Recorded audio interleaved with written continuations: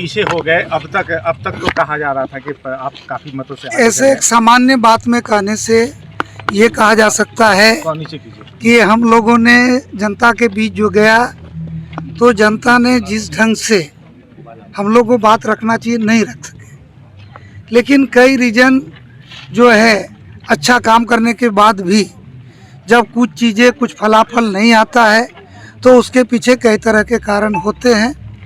एक तो हम लोग का गठबंधन बहुत कम समय में बना, उसके बाद बहुत लोगों के मन में पार्लियामेंट का चुनाव लड़ने का इच्छा था, उन इच्छाओं को नहीं दबा सके लोग।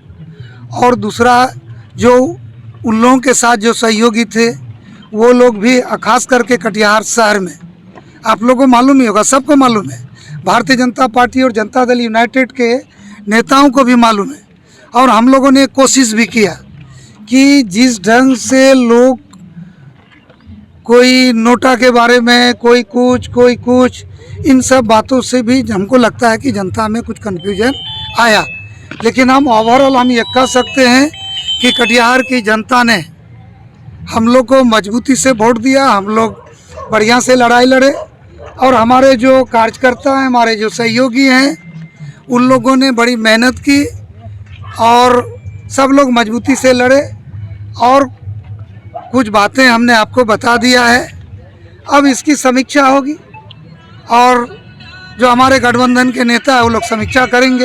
एनडीए के साथी दलों के द्वारा मदद नहीं की बात सामने आ रही है। नहीं, ऐसा आप सीधे नहीं कर सकते हैं।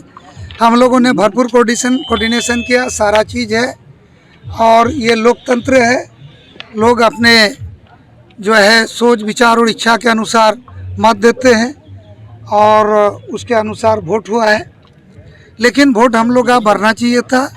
कटिहार में पिछले बार हम लोग को 1,61,000 वोट आया था, इस बार वोट का रेशियो और बढ़ना चाहिए था, लेकिन वो वोट का रेशियो नहीं बढ़ा क्योंकि इस कटिहार लोकसभा के विभिन्न विधानसभा सीटों का अलग अलग समीकरण है, अलग अलग मिजाज है, अलग अलग बात है।